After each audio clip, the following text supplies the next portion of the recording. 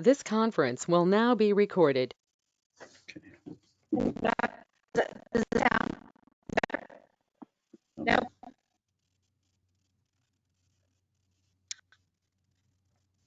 Give us a annual.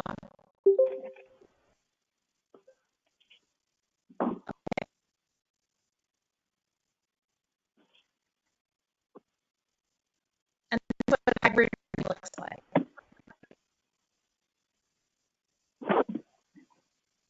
Can you put in the chat, Marisa, that we're trying to fix it?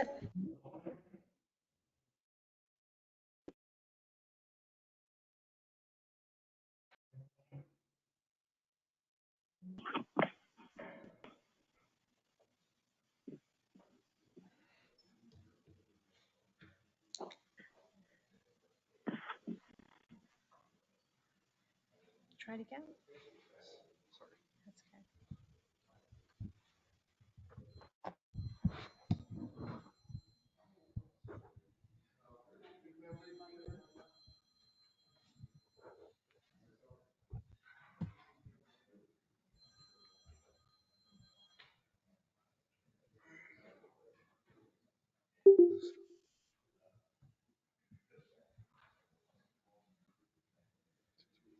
okay. It's too tall. Bring this one down.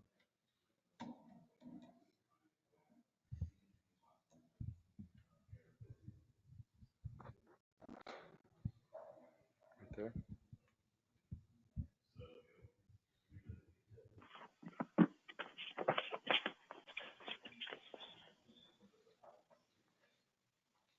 Okay, is this better? Definitely. Okay, we're gonna have the fastest meeting ever before this decides to turn on us. But again, thank you for joining us. My name is Annette Gutierrez, Executive Director of the Rio Grande Council of Governments.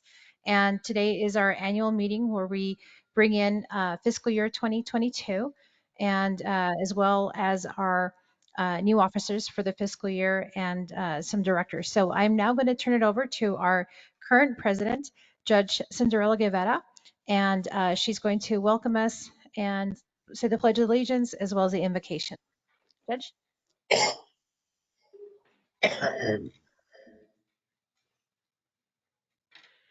Good morning.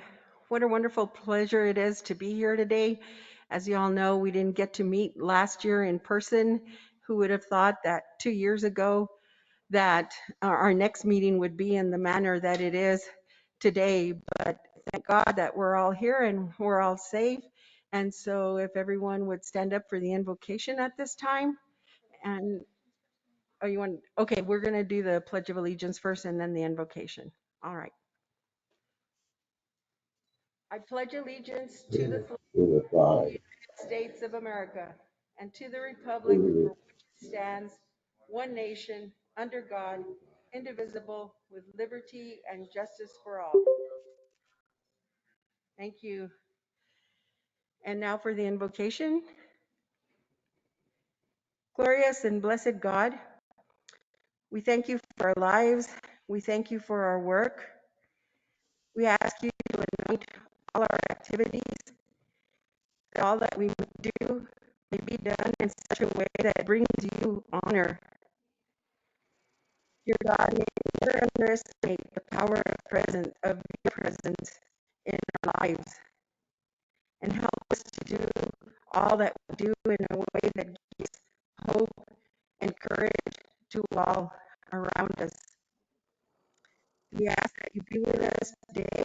Take us all home safely. In your mighty name we pray. Amen.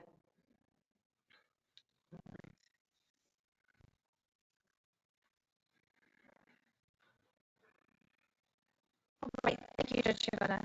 Before we get started into the business, I want to just take a few minutes of your time to talk about some highlights that we are very proud of here at the Council of Governments in terms of what we were able to do in fiscal year 21.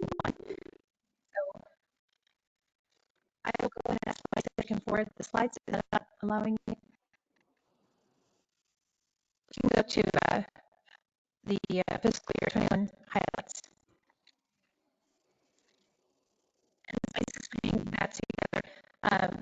the first division I want to cover is regional services. This is directed by Marisa Canea. First of all, I just want to thank her and her staff. They've done a tremendous job past fiscal year.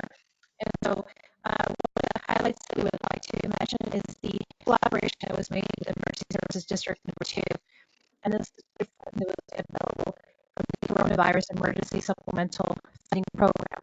And through the criminal justice division, we're responding to both two councils of governments. There's a lot of flexibility in terms of how we could use funding. We could have used it to completely rehab offices to make us more resilient or events such as another pandemic. But Marisa and knowing the situation with COVID-19, with the vaccination efforts, through a great partnership, Emergency Services District number 2, we ended up utilizing that funding to contract with ESD number 2. They were able to hire 2 temporary staff members to help with the vaccination efforts in the South El Paso County area. And so we know that that's often a disenfranchised community, difficult for them to access the internet, things of that nature. So it's made a tremendous help in ensuring that we have some vaccination effort through that funding and collaboration. Secondly, I'm also talking about partnership. They were able to establish Project Bravo as well as the whole justice of the peace here in El Paso County.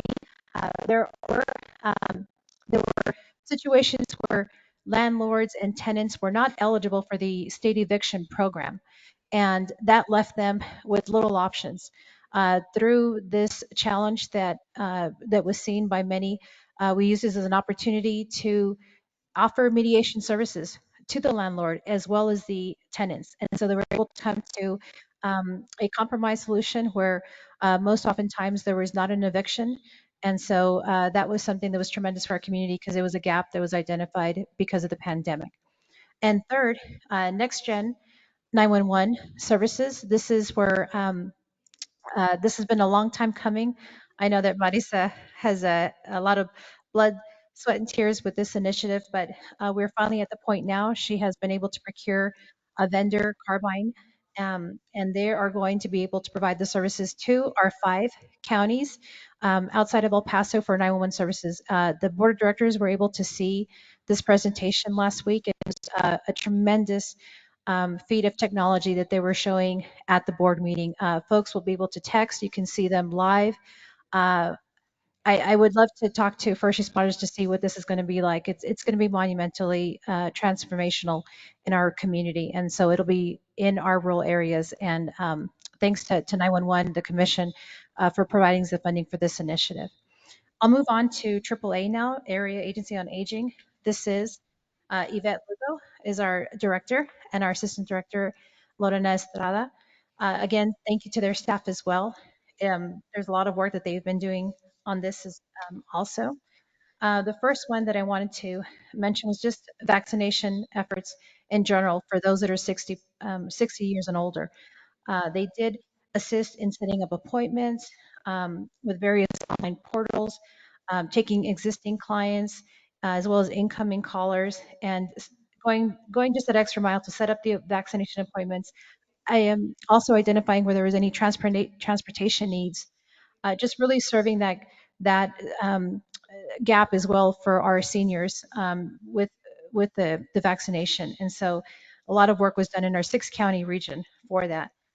Also, the what most people know AAA for oftentimes I think is the nutrition centers. And so because of the necessity to close those nutrition centers, uh, various vendors had to scramble to identify how they were going to be able to provide food in a different manner. And so Area Agency on Aging doesn't just pay for the meals. We are in charge of that function. We have to report the meals. We have to ensure that everything is being done in accordance. And so there's a lot of work that was done behind the scenes with our vendors to ensure that there was meals that were still going out to our clients. And so that was the grab and go mentality that was used for a good part of this fiscal year. And then the last item is the special initiative that was approved by our funding agency, HHSC. This is where it allowed AAA Department of El Paso Fighting Hunger Food Bank, and we were able to distribute 60 pound food box that's prepared and delivered to over 1,200 older adults, and this was done on a weekly basis. This was from October to August of 2021. And since that time, they've been able to assist over 58,935. Um, uh, they've provided 58,935 boxes for those 1,200 adults, older adults, and that was at a cost of over $1 million. If we move on now to local governments, with local government, uh, we had just a tremendous effort on broadband. Everybody knows how important broadband it is now because of the pandemic. And so, spearheaded by Peggy O'Brien and her team at Marfa, as well as Charles Simeon in El Paso, we were able to gather various constituents who had stakeholders for broadband needs. And so we were also able to connect with Connected Texas, and so we have a survey that was done. We've got the studies results from that. And then also, I think that we were a major catalyst in Big Bend Telephone Company uh, applying for NTIA grants with our counties here today. And so over $9 million was applied for through the NTIA for broadband efforts. And so we're still waiting to see if that's going to come to fruition. But I think it really did assist in the effort with these meetings that we were having on broadband. Secondly, economic development. We are in charge of updating our comprehensive economic development strategy document. We were able to accomplish that. It will be presented to our board of directors in November. This document contains over 100 growth and resilient implementation strategies and is aligned with more than 20 strategic plans from our partners within the communities from the region. So this plan definitely represents what you all are wanting and needing because we're taking that information directly from your documents. Also, we have been assisting communities in applying for the Economic Development Administration, their various grants. And so we have been, so far, we've submitted over $6 million in grants. And so we're awaiting responses on those as well. And so we're going to continue that effort in 22, do the best that we can to try to tap into the funding that's available from the American Rescue Act through EDA. And the last one that I wanted to mention is a partnership with the Borderplex Alliance. Uh, they have established a group, a retention and expansion group, and we have been able to provide training to that group to make all of the practitioners just more prepared in terms of how to offer incentives, just work with the communities, the business community in such a better way to where we're there for them. And so we're doing that through the Texas Extension Engineering Service through their Economic Development Division. And finally, we have administration and finance. And so just wanted to report this out. We did this at our board of directors meeting, but we did receive a clean audit through our outside auditors, GRP. That's a difficult item to accomplish, but definitely during the pandemic provided even that much more of a challenge. Also, we did assist in the vaccination efforts for the region. We did hire one person exclusively for that initiative. And so I think it's fair to say that we, the Council of Governments, were able to assist in vaccinating thousands of people. I'd say nearly 4,000 to 5,000 in terms of the amount of contacts that we had, whether it was in person, email. I think we tried everything in terms of getting people vaccinated. We were able to accomplish that. And then the last item, I stole this from Marisa, so I'll let you know. Regional Services really did have a tremendous challenge. Several other functions included having Criminal Justice Advisory Committee or First Responders Planning Group, where you have to hear presentations, vote on the applications, rank the applications, discuss. And we did that in a hybrid fashion. And so like regional services, the administration has also had its challenges in making sure that we provided an appropriate board meeting for our members. And so we were able to accomplish that. And hopefully soon enough, hybrid maybe, I think it's here to stay to some degree, but maybe it won't be to the extent that it was previously. So those are some of the highlights I just wanted to let everyone know in terms of what we were able to do in 21.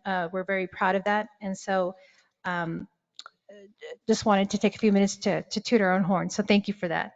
What we'll do now is we're going to give a few presentations, a few awards before we get into business as well. The first one is the um, elected official of the year. And so on this one, it was difficult who would be that person for this honor. This judge really took the pandemic so seriously in terms of how to vaccinate her county. A little bit after December, she initiated regional meetings, and we were at along with other counties, cities, Department of State Health Services, as well as local providers. And I think she really did generate that excitement, that importance, just the necessity for us to get on this as soon as we can because we can't leave anyone behind. And because of that, her county has one of the highest vaccination rates in the entire state, and she led that vaccination rate early on. And so, with that being said, I would definitely like to recognize Judge Cinderella Guevara as our elected official of the year. Judge?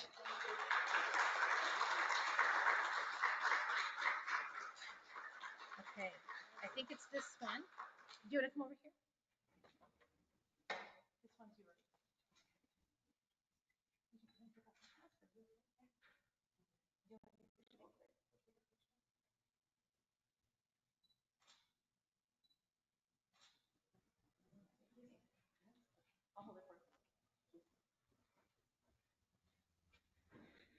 Thank you, Annette.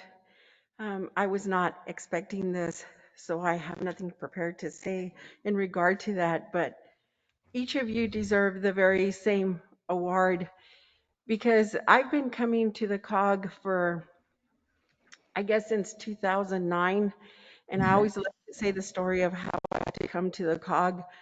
At that time, they needed an alternate, and the county couldn't come. They were going to send one of the commissioners, and the county judge said, no, let's not send him because he'll never be quiet and he'll never let him out of the meeting. Let's send the justice of the peace.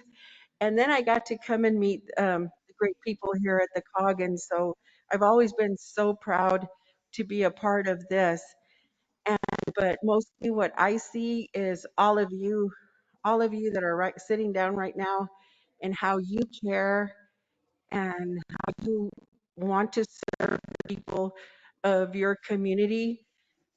That's how I can do my job, and Annette can do her job, and all of us can do our job. It's because of the great people that you are. And so it's too bad that not everybody gets the same award, but you are definitely very deserving of it. And I thank you, Annette, for your leadership and for all that you've done. And I really want to thank Judge Cano, who works very closely with me. You know, we're so geographically disadvantaged where I'm at. So it's Judge Cano, those in Presidio and in Fort Davis. We work together to get this done, to get the vaccinations in our area. So I thank them too. Just thank you, everybody. All right.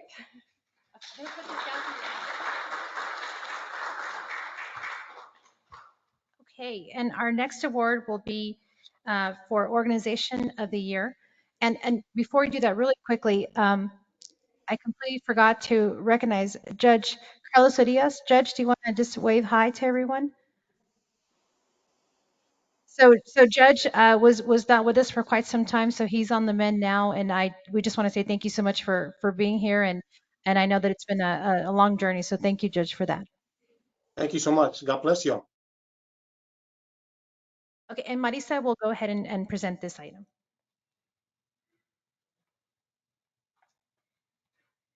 Good morning, everybody. Marisa Quintanilla, Regional Services Director. Um, we'll be presenting the organizational award.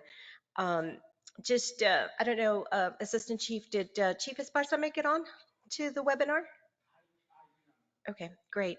So El Paso County Emergency Services District Number 2. When we were first faced with the pandemic and how vaccinations were going to be rolled out, somebody had told me that ESD2 became a health provider, became a provider, vaccination provider. And so reached out to Chief Esparza and told him, hey, listen, how can we assist you in ensuring that everybody within our region Is there some collaboration that we can do? Our is there some collaboration we can do with our neighboring counties, Hudspeth, Culberson? Because at that time we were having difficulty in trying to get there to vaccinators to get vaccinate their constituents. Um, the first thing that Chief Esparza says, how much is this going to cost me? I said, it's not going to cost you, Chief Esparza. Let's see how we can collaborate. And with with Chief Esparza's team, Assistant Chief Salcedo, and others that you'll hear later on that Yvette's going to and present, such a great team effort. And being able to um, contact communities, rely and lean a lot of our member governments, such as Tornillo Water District, to be able to put out notices to notify residents, to school districts to go ahead and send those email blasts out. And so Chief Esparza and his team basically just said, yeah, we'll go ahead and coordinate. We'll go ahead and see what we can do. Let's make it work some way somehow. So our next award of Organizational of the Year goes to El Paso County Emergency Services District. Chief?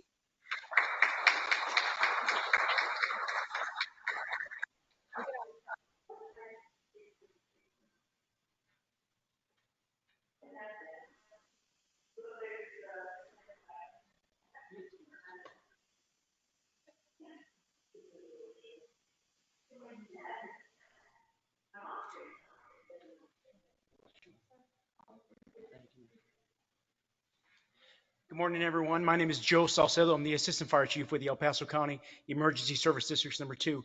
Chief Esparza is out of town, so he asked me to step in for him. First of all, I'd like to acknowledge the COG for acknowledging our efforts. I know our agency's name is on the award, but I would be remiss to not include all the agencies that helped us. We are a small agency. Again, the budget came up. We have a tiny budget, a tiny crew, but we were able to accomplish this with the help of so many people. First of all, County Judge Samaniego, he was instrumental in this. He was pushing us and pushing us. Uh, all of our Commissioner Robertson was out there. He put a few miles on his walking stick. So we would, again, I would be remiss to not include all of the agencies that helped us. Mona with dishes, of course, Annette and Marisa and Yvette with the COG. Um, Constable Ugarte, Constable Garcia, they were so instrumental with helping us. It was just an amazing community effort, and with the community effort, we were able to fully vaccinate. We vaccinated about 45,000 people. We are still working. We are still vaccinating.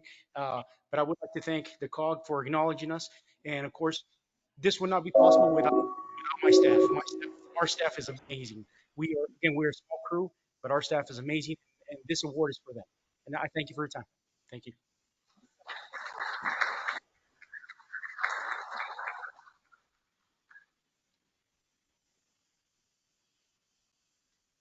Okay, and usually we do one award, but we felt compelled to do two because of all the work that was being done this year. And so Yvette is going to present this organization, and I think they're all in a virtual world, so if they want to turn their camera, please feel free to do so right now.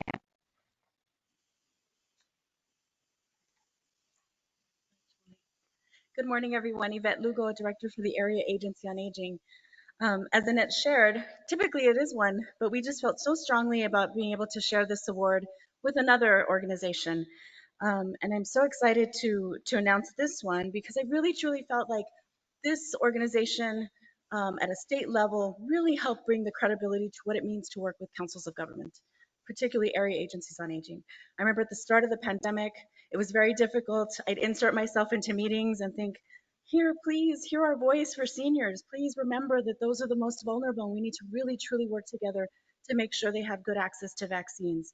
And so with that effort, the coordination, the collaboration, and just being able to create access to bringing vaccine to certain parts of our region where at times were very difficult to find.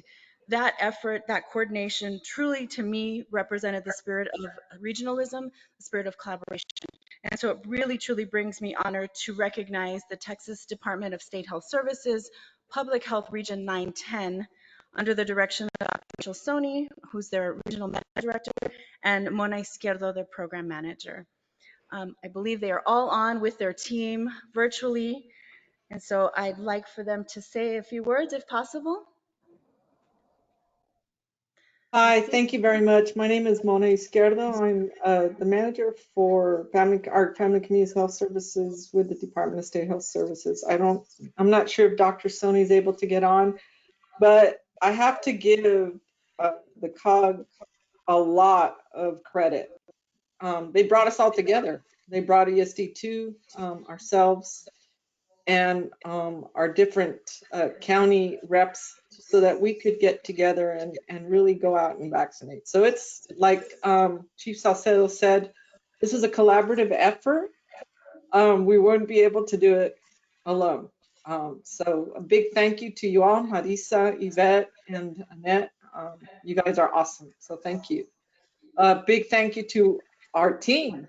They put out a lot of work. We've got teams all the way through Presidio to El Paso that deserve this award, and I hope their cameras are on. So I can't see right now, but I hope their cameras are on. Everybody wave. A big thank you to you all. Dr. Soni, I'm not sure if you're on, if you want to jump in.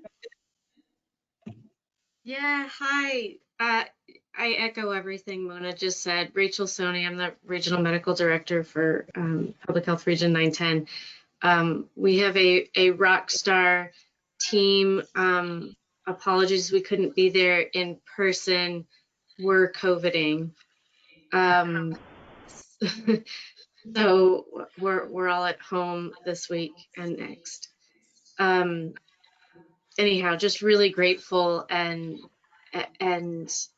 to our staff, you are so much more capable than I think we even knew. Like, we are so much more capable than I think we realized as a team and as a division. So look at the map. Proof is in the pudding. It really has been a team effort. And when I talk to leadership around the state, they don't know the difference between all of our organizations. All they know is Far West Texas, Rio Grande, El Paso, Presidio County, lots of questions about Marfa, you name it. And so the rest of the state just knows us as that far west piece of the state. And I'm so grateful to be able to work with all of you. So thank you. Thank you. I don't know if y'all can see this, but this is your award, and we'll make arrangements to make sure that y'all receive this. Thank you again for your work and collaboration and just bringing that credibility to working together in coordination, collaboration, just because that's the way things get done. This is proof that working together is how things get done. So thank you all again. Thank you.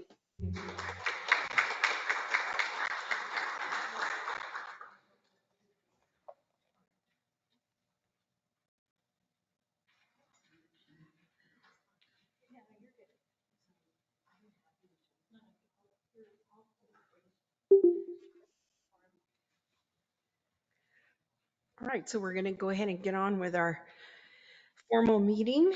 And at first, what we need to do is go ahead and determine that we do have a quorum. So we do have a quorum. Okay. I know that every time we meet, we're just right there to make a quorum. So our first order of business is approval of minutes of the previous meeting held on September 25th. Has anyone been able to go over the minutes?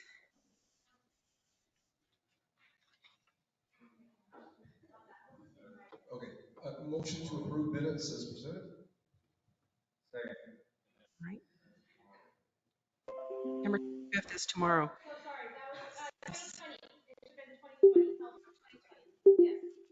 No, not 2020. Was it last week?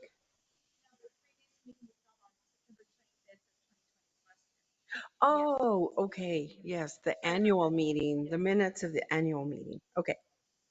So we have a motion by Judge Connor, and we have a second by Representative Schwartzbein. And all those in favor say aye. Aye. Okay, motion carries. Thank you all. All right.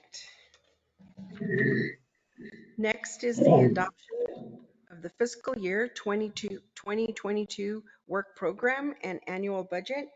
And Annette, did you want to speak to the budget? Okay. Yes, we did have our board of directors accept the budget to present to the general membership, so that was received favorably. And here is the total budget that we are looking at for 22. Our revenues are 8,882,124. Our projected expenditures are 8,864,758. And then we're looking at total interfund transfers and excess revenue over expenditures of 17,366. Of that amount, 1,050 will be from the enterprise, and the remaining amount will be from the general fund. We did also have our finance committee review this budget prior to putting it to the board of directors. Yes, and I would just like to say great work on behalf of that the COG did to get this budget passed. It's always amazing the work that you all do. I don't know how you do it, but it's really great. Thank you so much. And at this time, we'll go ahead and entertain a motion to accept the budget as presented. Okay. Okay, we have a motion by Mayor Webb and Mayor Brewster seconded the motion. And all those in favor say aye. Yes. Aye. Aye. Any opposed? None? Okay, it's unanimous. Motion carries. Okay, so at this time we come to the election of new officers and directors. And I believe this is when I say closing remarks or no? Okay, great. Thanks. Hi, everybody. So first we'll start with the election of new officers. So the first officer is the representative for member cities other than the city of El Paso within El Paso County. We have Alderman David Cantu of the city of San Elizario. Second, we have representative from member cities within the 5 rural counties, and that's Mayor Summer Webb, town of Valentine.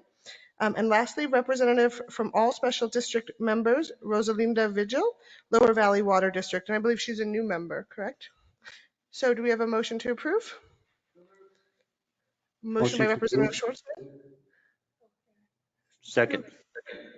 Second by Representative Rivera. I'll second that. All in favor? Aye. Yes. Aye. Any against? We'll welcome Ms. Vigil. And then our next is the presentation of directors. So we have Representative Peter Schwartzbein from the city of El Paso, president. Mayor Summer Webb, the town of Valentine, as first vice president. And then welcoming Representative Henry Rivera from the city of El Paso as the second vice president. We have a motion to approve. And a second?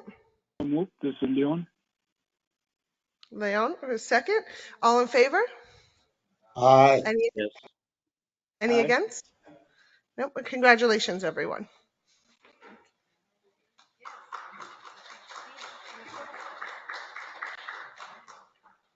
Okay, now that we have all the hard part done, we're going to go ahead and allow Judge Guevara for some closing remarks. Before I do, though, I'm going to make Representative Anello come right back up, because last year it was really taken from her, the ability to have an annual meeting. We had it virtually, and we never really were able to recognize her in the way that we wanted to. So we're going to give her her plaque now, only a year later.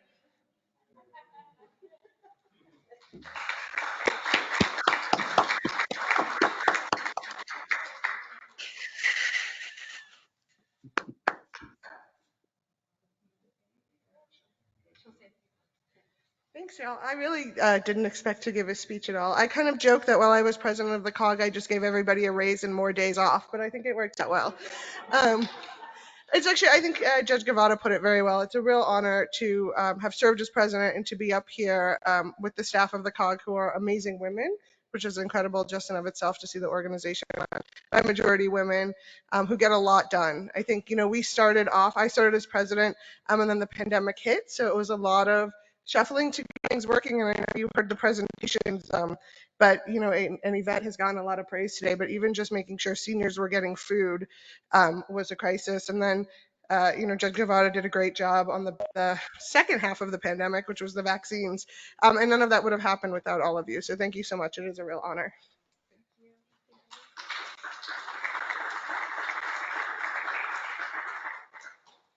Okay, so now Judge Guevara gets to go home with a little bit more jewelry. Is that what they say? This is just a plaque recognizing Judge Guevara for all the work that she has done for us this past fiscal year, serving as our president. It was and continues to be a challenge, at least for a few more minutes. She can take a break after that. So, Judge, would you like to say a few words? Wow, I didn't expect all that. But yes, it's like Representative Anello said, it's such an honor and a privilege, and mostly because of the people that you work with and your greatness, around the world and in our states. Everything is so chaotic and ever changing.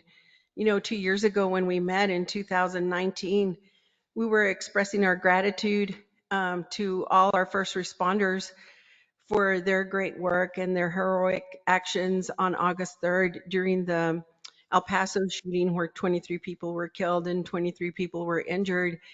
And here we are standing today on, 2021, and here we are indebted to them again for their heroic actions during the pandemic. And so right now, if you're a first responder, if you would please stand up.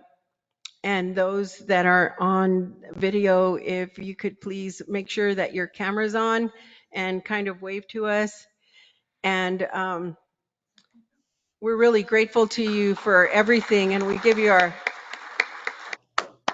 words to thank you. We're truly grateful to you. Um, and so it's been great being part of the COG all these years and then having served as president. And I just believe that the COG is under such great leadership. And all of you should know that this COG is a model COG for the whole state. And that's due to your leadership, Marissa's, and everyone there at the COG. And that's all I have to say. Just thank you. And I, Representative Schwartzbein, I wish you the best. I know that you're going to be president, and Mayor Webb and Representative Rivera, Annette, I think you have a great team that's going to be right under you for this next coming year. God bless you all. Thank you. And so, would we like to turn over the gavel? Yes. So at this time, I will present the gavel to the new president, the Honorable Peter Schwartzbein.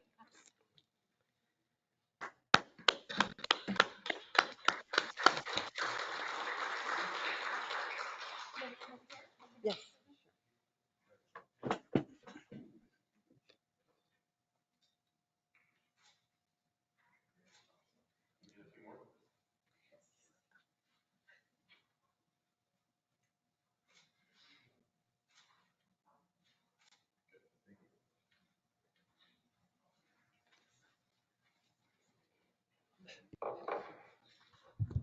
Good morning, everybody. Can you all hear me?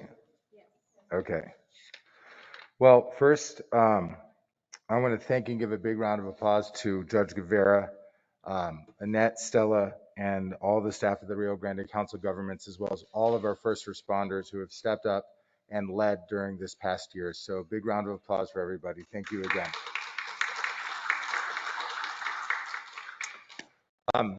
For those that don't know much about me, again, my name is Peter Schwartzbein, and I currently serve as the Mayor Pro Tem of the City of El Paso, as well as a two-term City Council rep for District 1, representing most of the west side of the City of El Paso as well.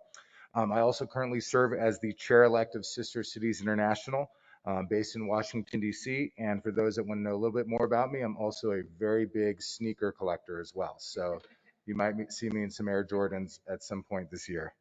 Um, I'm also the grandson of a Holocaust survivor and the son of immigrants, and that blessing and history I never forget about. My father, an immigrant from Argentina, had the opportunity to study in the United States and ultimately chose El Paso to make his home and raise his family. He chose our home in our region because he could live in a place here where being bilingual would be a blessing, and nobody cared if he spoke English or Spanish with an accent. For him, El Paso was the best of both worlds, and I couldn't have been more fortunate and blessed to have been born and raised in our community. I can't imagine how happy and proud he would be here to see all of us here today. And I think a lot about who we are here at the Rio Grande Council of Governments. Jan Summerall, Art Fierro, Suzanne Azar, Pat O'Rourke, Oki D. Lucas, Veronica Escobar, John Connolly, Steve Prodridge, Alicia Chacon. Some of these are names you might recognize, others you may not. But they are all previous presidents of the Rio Grande Council of Governments from cities, counties, and towns, both big and small. I hope to continue their legacy. We have seen over the last few years that one of the most important and valuable needs in our world is the necessity, the absolute necessity, to work with each other, to work alongside each other for the common good. And we have challenges, Lord knows. Climate change is with us today. The ongoing pandemic and COVID is a response that we're going to be living with for many, many months ahead, if not years. And we've all seen the rising challenges of racist rhetoric, hate crimes, and rising intolerance, not just in our community here, but across the globe. We know the challenges facing our communities, but we also know the opportunities for our people as well, in our cities, in our towns, in our counties, both large and small. So in this next year, let's make the most of those opportunities for them, for our generation and the next, by working together. I look forward to this opportunity, and I look forward to working with all of you for this next year. Thank you for giving me the opportunity to serve. God bless.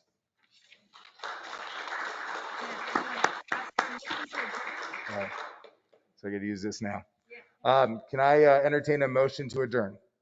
Motion to adjourn. Thank you. We had a motion by Judge Cano, second by Representative Anello. Do I hear anybody for a conversation? Okay, hearing none, I call the question.